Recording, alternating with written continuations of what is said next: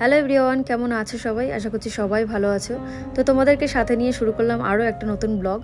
আসলে আমি খুব কম পরিমাণে বড় ব্লগগুলো শেয়ার করি, আমি কিন্তু বেশিরভাগ শর্টসই শেয়ার করি এই চ্যানেলটাতে।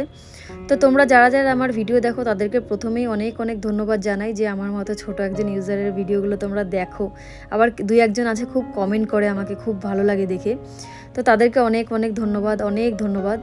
কী আর বলবো, এত ছোট চ্যানেলে আর কি তারা কমেন্ট করে, লাইক করে, এটাই অনেক। তো যাই হোক, দিনটা ছিল হাজব্যান্ডের জন্মদিন। তো সকালবেলা ঘুম থেকে উঠেই আমরা তাড়াতাড়ি করে আর কি বাজারটা করে ফেলেছিলাম। তো তোমরা শর্টসে দেখতে পেয়েছো যে জন্মদিনের কোথায় গেছিলাম। তো তারপরে যে বাড়ি এসে সব কিছু একটু গুছিয়ে নিয়ে, আর এদিকে দেখো আমার মেয়ে ওটা ওষুধ দুটো নিয়ে ভেবেছে চকলেট, ওটা আর কি খাওয়ার জন্য বায়না করছে। তো তারপরে বাজারটা সব কিছু তুলে আর কি চালটা ভিজিয়ে তারপর আমি এদিকে চলে এসেছিলাম বিছানাটা ঠিক করার জন্য। যাওয়ার সময় তাড়াহুড়ো করে বেরিয়েছিলাম বাজার করার জন্য, খুব একটা গুছিয়ে রেখে যেতে পারিনি। তো তারপর এসে এই যে দুধটা একটু জাল দিয়ে রাখতে হবে। তো তোমরা তো জানো এখানকার পাউডার দুধ আর কি খুব একটা টেস্ট হয় না, কাজ চলে যায় আর কি, এখানকার এত লোক খায়। তো যাই হোক, আমরা কিন্তু বাড়িতে নর্মালি গরুর দুধ দিয়ে পায়েস করি, কিন্তু এই ব্যাঙ্গালোরে তো গরুর দুধ পাওয়া মুশকিল আর কি, পাওয়া যায় না সেরকম না, পাওয়া যেতে পারে একটু দূরে গিয়ে আর কি। তো এখানে পায়েসের চালটা একটু ভিজিয়ে রাখছিলাম, শুনেছি যে এটা ভিজিয়ে রাখলে একটু ভালো হয় পায়েসটা। আর এটা কিন্তু জিরা রাইসের চাল, আমাদের ওখানে যেমন গোবিন্দভোগের চালটা পাওয়া যায়, এখানে কিন্তু সেরকম পাওয়া যায় না। এটাকেই সবাই গোবিন্দভোগ চাল বলে, কিন্তু কি বলবো, এটা দিয়ে খুব একটা সেন্ট আসে না, খুব একটা ভালো হয় না, নর্মাল আর কি। তো যেহেতু আমরা বাড়িতেই ছোটো করে আর কি করবো, ছোটো করে বলতে কোনো পার্টি নয়, এমনি পায়েস আর লুচি করা হবে। আর রান্না খুব একটা খেতে চায় না আমার হাজব্যান্ড, এটাই একটা প্রবলেম। ওর ওই নর্মাল খাবারই ঠিক আছে, ও পায়েস লুচি এটা ওটা সেটা ও খুব একটা খেতে চায় না, খুব নষ্ট করে। তো সেই কারণে আর বানাতেও ইচ্ছা করে না। কিন্তু জন্মদিন বলে একটু আর কি চেষ্টা করেছিলাম একটু পায়েস আর লুচি করে দেওয়ার। আর বাড়িতে থাকলে অনেক রকমের আইটেম রান্না করে দিতে পারি, কিন্তু এখানে অনেক রকমের আইটেম রান্না করে খাবেইটা কি, আর ও খেতেও চায় না, এই জন্য আর করাও হয়নি। তো আমি লুচি করে নিয়েছিলাম আর পায়েস করে নিয়েছিলাম। তো সবার প্রথমে ওকে খেতে দিয়ে তারপর আর কি আমি সব রেডি করে নিয়েছিলাম মায়ের ঘরে যাব বলে। এই যে টিফিন বক্সে করে সব কিছু রেডি করেছিলাম।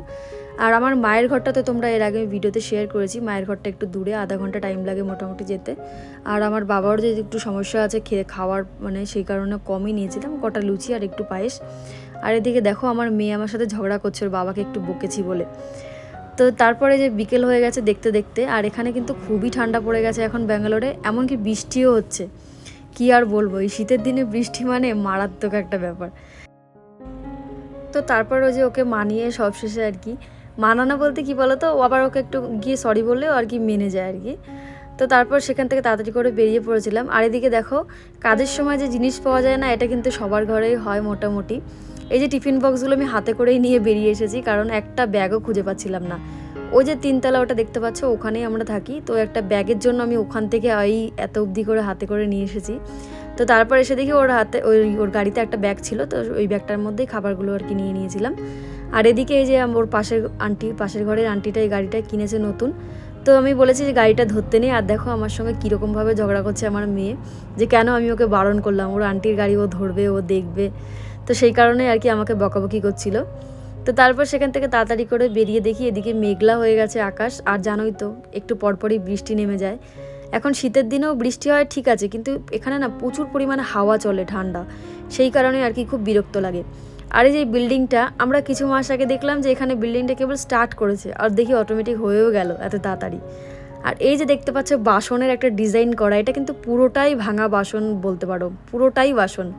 তো এটা হচ্ছে ইকো ওয়ার্ল্ড, অনেকেই চেনে ওই জায়গাটা।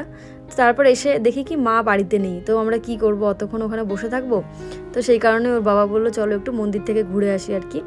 তো এই মন্দিরটা আমি কিন্তু তোমাদের অনেক আগেই অনেক ভিডিওতে শেয়ার করেছি তোমাদের সাথে। আমাদের ওখানে নবদ্বীপে তোমরা হয়তো অনেকে জানো যে জন্মস্থান বলে একটা জায়গা আছে, জন্মস্থান কিন্তু অনেকেই চেনে।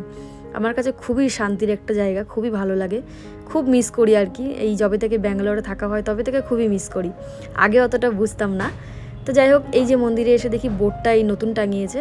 তো এখানে আমি অনেক আগেও এসেছি, কিন্তু এটা দেখিনি, দেখলাম হঠাৎ করে যে বোর্ডটা লাগিয়েছে যে কী কী ড্রেস পরে আসা যাবে, কী কী ড্রেস পরে আসা যাবে না, সেগুলো আর কি। আর এদিকে এই যে এই লাড্ডুগুলো আর কি স্টোর করে রেখেছে, লাড্ডুগুলো ওই প্রসাদ হিসেবে দেওয়া হয় এখান থেকে সন্ধেবেলা, তো সেই কারণে আর কি বানিয়ে ওখানে রেখে দিয়েছে। আর এদিকে আস্তে না আস্তে সন্ধ্যের ভাব হয়ে গেছিলো। তো তারপর আমরা তাড়াতাড়ি করে এখান থেকে একটু বেরোনোর চেষ্টা করছি। আর এদিকে আমার মেয়ে প্রত্যেকটা মন্দিরে উঠে উঠে প্রণাম করছে। ও কিন্তু এই জিনিসটা খুবই ভালো, ও ঠাকুর দেখলে খুব একা একাই প্রণাম করে, কাউকে বলতেও হয় না। তো তারপরে যে ঘরে গিয়ে দেখি মা আমাদের জন্য এগুলো কিনে রেখেছে, আর ও বলছে এটা আমার, আমি এটা নেব, আমি এটাকে জল ভরবো, আমি খেলবো, এই নিয়ে আর কি তর্ক করছিল আমার সাথে। তো তারপর দেখো, আর তোমরা হয়তো এর আগে ভিডিওতে দেখেছো আমার মেয়ে কিন্তু পুজো করতে খুবই ভালোবাসে, পুজো করা দেখলেই ওকেও সেখানে ইনভলভ হতেই হবে। তো যাই হোক, ওরও খুব ভালো লাগে এগুলো করতে, তো আমিও আর কিছু একটা বাধা দিই না, আমার মাও খুব একটা বারণ করে না, তো ওখানে যা ইচ্ছা আর কি তাই করে। তো তারপরে এদিকে দেখো আমার হাজব্যান্ড গ্লাভসগুলো কিনেছে কাজের জন্য, আর এদিকে মোবাইলটা মানে ঠিক করে চালাতে পারে না বলে গ্লাভসের আঙুলগুলোই কেটে ফেলেছে। এত বুদ্ধি নিয়ে কি করে ঘুমায় কে জানে।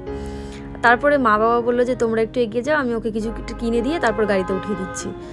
তারপরে এই যে একটা চকলেট কিনে দিয়েছিল, আর আমার একটা ভুল হয়ে গেছে, আসার সময় না চকলেটটা আমার হাত থেকে একটু হয়ে গেছে আর কি, মেল্ট হয়ে গেছে। তো সেই নিয়ে আমার মেয়ে আমার সাথে আবারও রাগ, আবারও ঝগড়া, ওর বাবাকে গিয়ে বলছে যে আমি এরকম করেছি, ও চকলেটটা নষ্ট করে দিয়েছি আর কি। তো তোমাদের কেমন লাগলো পুরো ভিডিওটাতে কমেন্ট করে জানিও, আর সবাই ভালো থেকো, সুস্থ থেকো।